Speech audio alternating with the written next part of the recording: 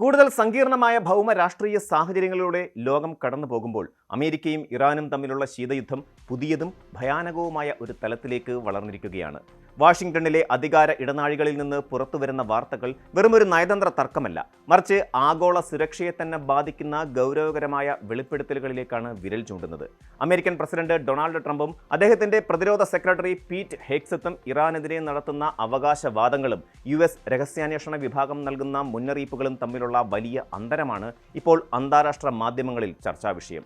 Iran സൈനികപരമായി തകർന്നു പോയെന്നും അമേരിക്കയുടെ സമ്മർദ്ദത്തിന് വഴങ്ങിയെന്നുമാണ് ട്രംപ് ഭരണകൂടം ആവർത്തിക്കുന്നത്.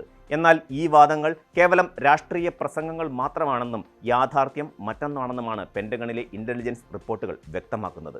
ഈ തർക്കത്തിന്റെ കാതൽ എന്നത് ഇറാന്റെ സൈനിക ശേഷിയെക്കുറിച്ചിട്ടുള്ള വ്യത്യസ്തമായ വിലയിരുത്തലുകളാണ്.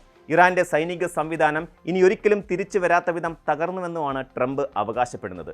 എന്നാൽ പെന്റഗണിന്റെ ഇന്റലിജൻസ് വിഭാഗം ഈ വാദത്തെ അടിവരയിട്ട് നിഷേധിക്കുന്നു. ഇറാന്റെ ആയുധപ്പുരകളിൽ ഇപ്പോഴും ആയിരക്കണക്കിന് ദീർഘദൂര മിസൈലുകളും അത്യാധുനിക ഡ്രോണുകളും സജ്ജമാണെന്നാണ് രഹസ്യാന്വേഷണ വിഭാഗത്തിന്റെ കണ്ടെത്തൽ. കേവലം ഒരു പ്രാദേശിക ശക്തി എന്നതിലുപരി മേഖലയിലെ അമേരിക്കൻ താൽപ്പര്യങ്ങളെയും സഖ്യകക്ഷികളെയും നിമിഷ നേരം കൊണ്ട് തകർക്കാൻ ശേഷിയുള്ള യുദ്ധമുറകളാണ് ഇറാൻ വികസിപ്പിച്ചിരിക്കുന്നത്. ഇത്തരമൊരു സാഹചര്യത്തിൽ ഇറാനെ പ്രകോപിപ്പിക്കുന്നത് ഗുണത്തേക്കാളേറെ ദോഷം ചെയ്യുമെന്ന തിരിച്ചറിവാണ് അമേരിക്കൻ സൈനിക നേതൃത്വത്തിന് ഉള്ളത്. അടുത്തിടെ അമേരിക്ക വെടിനിർത്തൽ നീട്ടാൻ തീരുമാനിച്ചത് അന്താരാഷ്ട്ര തലത്തിൽ വലിയ ചർച്ചയായിരുന്നു. സമാധാന ചർച്ചകൾക്ക് മധ്യസ്ഥത വഹിക്കുന്ന പാകിസ്ഥാന്റെ അഭ്യർത്ഥന മാനിച്ചാണ് ഈ തീരുമാനമെന്നാണ് ട്രംപ് പരസ്യമായി പറഞ്ഞത്.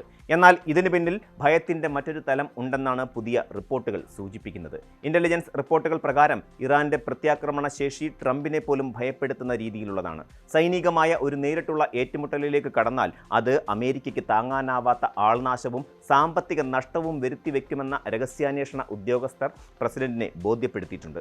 തങ്ങൾ വെടിനിർത്തൽ നീട്ടാൻ ആവശ്യപ്പെട്ടിട്ടില്ലെന്ന് ഇറാൻ വ്യക്തമാക്കിയതോടെ അമേരിക്കയുടെ ഈ നീക്കം ഒരു തന്ത്രപരമായ പിന്മാറ്റമായിട്ടാണ് രാഷ്ട്രീയ നിരീക്ഷകർ വിലയിരുത്തുന്നത്.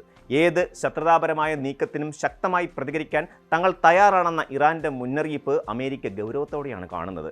ലോകത്തെ ഞെട്ടിച്ച മറ്റൊരു പ്രധാന വെളിപ്പെടുത്തൽ മുൻ CIA ഉദ്യോഗസ്ഥൻ ലാറി ജോൺസണിൽ നിന്നാണ് ഉണ്ടായത്. മുൻ ഫോക്സ് ന്യൂസ് അനലിസ്റ്റ് ആൻഡ്രൂ നപ്പോളിറ്റാനോയുടെ ജഡ്ജിംഗ് ഫ്രീഡം എന്ന പോഡ്കാസ്റ്റിലൂടെയാണ് ഈ വിവരങ്ങൾ പുറം ലോകമറിഞ്ഞത്. ഇറാനിലെ പ്രധാന സൈനിക കേന്ദ്രങ്ങളെ ലക്ഷ്യം വെച്ച് ആണവായുധം പ്രയോഗിക്കാൻ ട്രംപ് ഉത്തരവിട്ടു എന്നതായിരുന്നു ആ ഞെട്ടിക്കുന്ന വാർത്ത. 2026 ഏപ്രിൽ 18 ശനിയാഴ്ച നടന്ന ഒരു ഉന്നതതല യോഗത്തിൽ വെച്ച് ആണവ കോഡുകൾ ലഭ്യമാക്കാൻ ട്രംപ് സൈനിക മേധാവികളോട് ആവശ്യപ്പെട്ടു അത്രേ. എന്നാൽ അവിടെയുണ്ടായിരുന്ന ജനറൽ ഡാൻ കെയ്ൻ ആ ഉത്തരവ് മുഖവിലക്കെടുക്കാൻ തയ്യാറായില്ല. ലോകത്തെ ഒരു മഹാദുരന്തത്തിലേക്ക് തള്ളിവിടാൻ തനിക്ക് കഴിയില്ലെന്ന ഉറച്ച നിലപാടാണ് അദ്ദേഹം സ്വീകരിച്ചത്.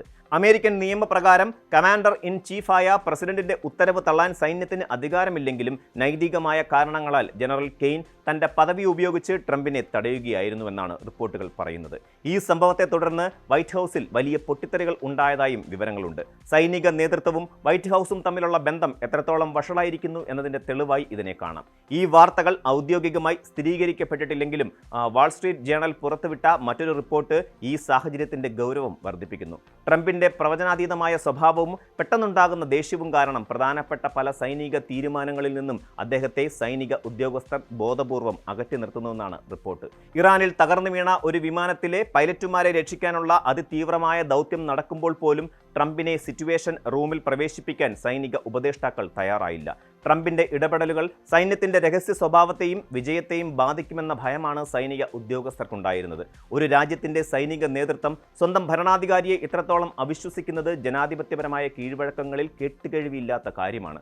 എന്നാൽ ട്രംപിന്റെ മാനസികാവസ്ഥയും യുദ്ധത്തോടുള്ള അദ്ദേഹത്തിന്റെ സമീപനവുമാണ് ഇത്തരമൊരു സാഹചര്യത്തിലേക്ക് സൈന്യത്തെ എത്തിച്ചത്. ട്രംപിനെ ഒരു യുദ്ധവെറിയനായി ചിത്രീകരിക്കാനുള്ള രാഷ്ട്രീയ ഗൂഢാലോചനയാണിതെന്നാണ് അദ്ദേഹത്തിന്റെ അനുയായികൾ വാദിക്കുന്നത്. എന്നാൽ പെന്റഗണിൽ നിന്നും ഇന്റലിജൻസ് ഏജൻസികളിൽ നിന്നും പുറത്തുവരുന്ന വിവരങ്ങൾ അത്ര ശുഭകരമല്ല. രഹസ്യാന്വേഷണ റിപ്പോർട്ടുകൾ വസ്തുതകളെ അടിസ്ഥാനമാക്കിയുള്ളതാണ്. രാഷ്ട്രീയ താൽപ്പര്യങ്ങളെക്കാൾ ഉപരി രാജ്യത്തിന്റെ സുരക്ഷയ്ക്കാണ് അവ മുൻഗണന നൽകുന്നത്. ഇറാന്റെ ഡ്രോൺ സാങ്കേതിക വിദ്യയും മിസൈൽ ശേഷിയും ആധുനിക യുദ്ധതന്ത്രങ്ങളിൽ വലിയ മാറ്റങ്ങൾ കൊണ്ടുവന്നിട്ടുണ്ട്. ഇത് തിരിച്ചറിയാത്ത രീതിയിലുള്ള വൈറ്റ് ഹൗസിന്റെ പ്രസ്താവനകൾ അമേരിക്കയെ ഒറ്റപ്പെടുത്താൻ മാത്രമേ സഹായിക്കൂ. ഇറാൻ വിഷയത്തിൽ അമേരിക്ക ഇപ്പോൾ എത്തി നിൽക്കുന്നത് ഒരു പ്രതിസന്ധിയിലാണ്. ഒരു വശത്ത് വശത്ത് തങ്ങളുടെ സൈനിക മേധാവിത്വം ലോകത്തിന് മുന്നിൽ തെളിയിക്കാനുള്ള ട്രംപിന്റെ വ്യഗ്രത, മറുവശത്ത് യാഥാർത്ഥ്യങ്ങൾ ചൂണ്ടിക്കാട്ടി അദ്ദേഹത്തെ നിയന്ത്രിക്കാൻ ശ്രമിക്കുന്ന സൈനിക നേതൃത്വം. ഇറാന്റെ കരുത്തിനെ കുറച്ചു കാണുന്നത് വലിയ അബദ്ധമാകുമെന്ന് രഹസ്യാന്വേഷണ വിഭാഗം ആവർത്തിക്കുമ്പോഴും താൻ പറയുന്നതാണ് അന്തിമമെന്ന ട്രംപിന്റെ നിലപാട് ഭരണകൂടത്തിനുള്ളിൽ വലിയ വിള്ളലുകൾ ഉണ്ടാക്കിയിട്ടുണ്ട്. ആണവായുധം പ്രയോഗിക്കാനുള്ള ശ്രമം നടന്നുവെന്ന വാർത്തകൾ സത്യമാണെങ്കിൽ മാനവികതയുടെ തന്നെ നിലനിൽപ്പിന് ഭീഷണിയാകുന്ന ഒരു വ്യക്തിയുടെ കയ്യിലാണ് ലോകത്തിന്റെ ഏറ്റവും വലിയ സൈനിക ശക്തിയുടെ നിയന്ത്രണം എന്ന ഭീതിതമായ അവസ്ഥയാണിത്. അന്താരാഷ്ട്ര സമൂഹം ഈ സംഭവ വികാസങ്ങളെ അതീവ ജാഗ്രതയോടെയാണ് നിരീക്ഷിക്കുന്നത്. മധ്യസ്ഥ ചർച്ചകൾക്ക് പാകിസ്ഥാൻ പോലെയുള്ള രാജ്യങ്ങൾ നടത്തുന്ന ശ്രമങ്ങൾ ഒരു താൽക്കാലിക ആശ്വാസം നൽകുന്നുണ്ടെങ്കിലും അമേരിക്കയ്ക്കുള്ളിലെ ഈ ആഭ്യന്തര തർക്കങ്ങൾ ഏത് നിമിഷവും ലോകത്തെ ഒരു യുദ്ധത്തിലേക്ക് നയിച്ചേക്കാം. സൈനിക ഉദ്യോഗസ്ഥർക്ക് എത്ര കാലം പ്രസിഡന്റിനെ ഇത്തരത്തിൽ തടയാനാകുമെന്നത് വലിയൊരു ചോദ്യചിഹ്നമാണ്. ഇറാൻ തങ്ങളുടെ പ്രതിരോധം ശക്തമാക്കുമ്പോൾ അമേരിക്കയ്ക്ക് വേണ്ടത് തന്ത്രപരമായ വിവേകമാണ്, അല്ലാതെ വൈകാരികമായ തീരുമാനങ്ങളല്ല. വരും ദിവസങ്ങളിൽ അമേരിക്കൻ പ്രതിരോധ വകുപ്പിൽ നിന്നുണ്ടാകുന്ന മാറ്റങ്ങളും പുതിയ നയതന്ത്ര നീക്കങ്ങളും ഈ പ്രതിസന്ധിയുടെ ആഴം വ്യക്തമാക്കും. അധികാരവും വിവേകവും തമ്മിലുള്ള ഈ പോരാട്ടത്തിൽ ആര് വിജയിക്കുന്നു എന്നതിനെ ആശ്രയിച്ചിരിക്കും വരും കാലത്തെ ലോക സമാധാനം. കൂടുതൽ വാർത്തകൾക്ക് news 18 Keralam YouTube channel subscribe ചെയ്യുക.